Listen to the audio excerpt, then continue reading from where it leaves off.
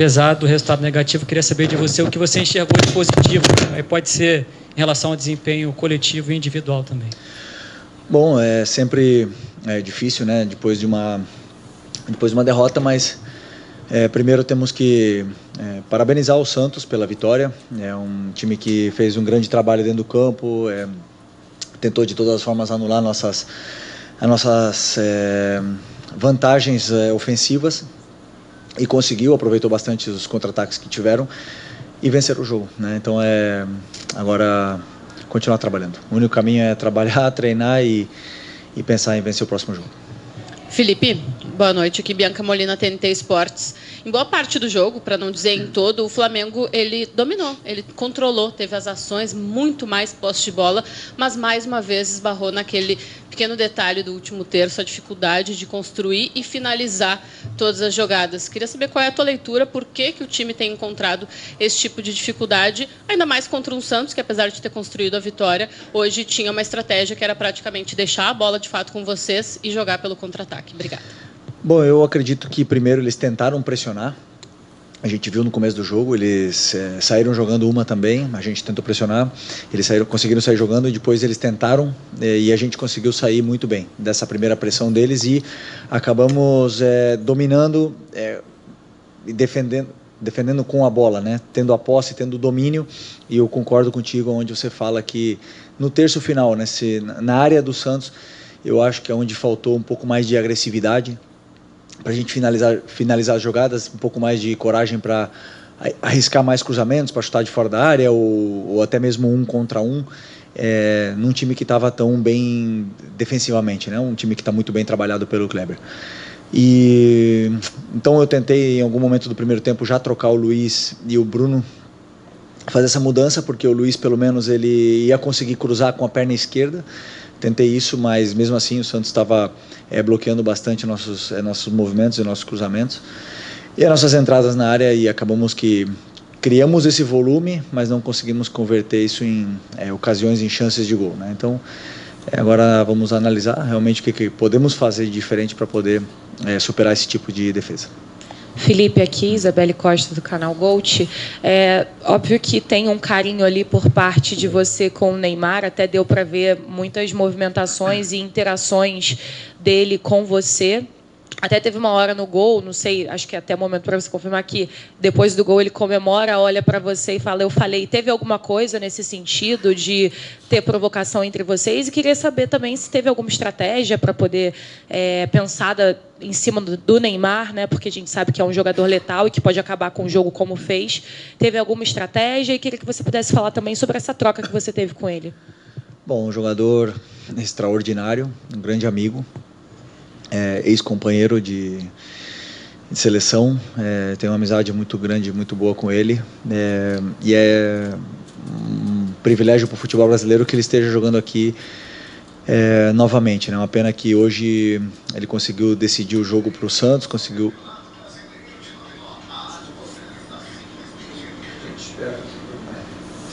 Okay.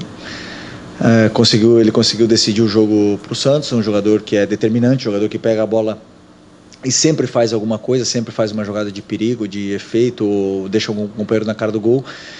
E esse tipo de jogador, obviamente, que tentamos ter um cuidado especial. Primeiro, não deixar ele ter tempo, que não deixar ele receber, sempre ter gente em cima. Mas ele, claro, é um jogador tão determinante, ele tira sempre o marcador que vem perto, ele tem uma visão de jogo muito boa e acaba sempre colocando o companheiro dele em vantagem, né? Mas, na verdade, o Santos criou mais chances, não foi assim, se não foi com nossas perdas da bola, né? Mais em transição, contra-ataques, momentos que a gente estava confortável, que a gente tentava acelerar a jogada, acabava forçando um passe, errando no meio e acabamos sofrendo assim, né? E eu tentei corrigir isso no intervalo, tentei segurar um pouco mais o Varela, sempre, principalmente para tentar segurar essas investidas, que era a única forma que o Santos estava criando perigo na gente, mas infelizmente no erro nosso eles conseguiram fazer o gol. Isso é futebol. Continuar insistindo em que nosso time tem que tentar se proteger bem desses contra-ataques, porque quando a gente tem muito tempo a bola, é a forma que o adversário tem de nos machucar. Boa noite, Felipe. Tudo bem? Sidão Marinho, da Litoral News. Hoje você colocou o Wallace no segundo tempo. Queria te perguntar se na estratégia com o Wallace era a minutagem que você já esperava, se daria para dar um pouco mais de tempo para o jogador, e que explicasse também o motivo de não utilizar o Matheus Gonçalves dentro do gramado. É um jogador que tinha um negócio com o Cruzeiro, mesmo disse, vai ficar no Flamengo, disse que vai batalhar para ganhar o espaço dele, mas que obviamente quer jogar. Ele tem treinado bem? Qual o motivo de não ganhar a oportunidade? Obrigado.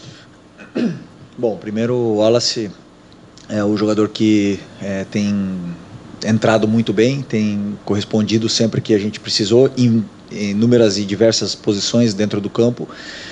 Um jogador que tem gol, tem assistências, luta pela equipe, então sempre contamos com ele. Hoje eu pensei em colocar nesse momento porque era o que o jogo estava pedindo. Eu não calculei antes do jogo o tempo que ele ia jogar, senão o que estava pedindo o jogo.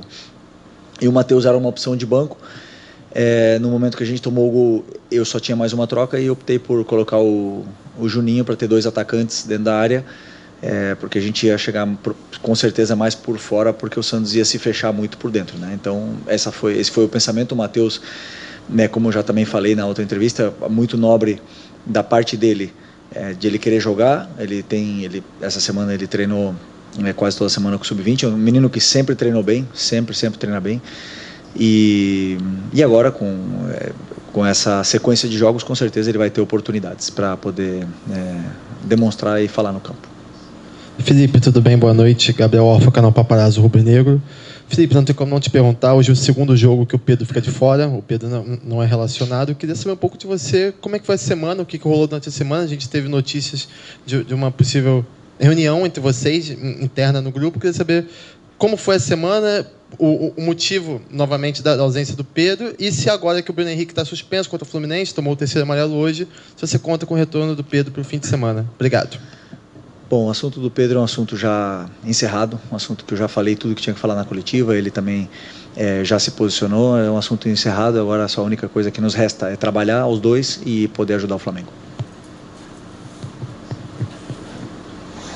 Felipe, apesar de ser um assunto encerrado, só quero uma questão que não tem nem muito a ver com o Pedro, tem mais a ver com o departamento de futebol. O jogador soltou uma nota, na nota ele se mostra totalmente chateado com o departamento de futebol por aquela conversa vazada de um membro do departamento de futebol oferecendo um jogador num valor muito abaixo até do que a gente costuma pensar em uma venda dele do Flamengo. Na sua coletiva do sábado, você sugeriu a ele que ele procurasse os companheiros e pedisse desculpa pelo comportamento dele no treino. Queria saber se você também sugeriu aos membros do departamento de futebol, ou ao membro do departamento de futebol, ou ao chefe do departamento de futebol, que conversasse com o Pedro para tentar resolver essa situação e, quem sabe, até pedir desculpa para o jogador. Obrigado. Bom, sinto muito, eu repito, né, um assunto do meu caso totalmente encerrado. Prefiro não opinar sobre isso. Isso é um assunto para o pessoal da diretoria, para você fazer diretamente para eles. Sobre isso, da minha parte técnica, o que eu falei já está totalmente encerrado. Felipe aqui, tudo bem?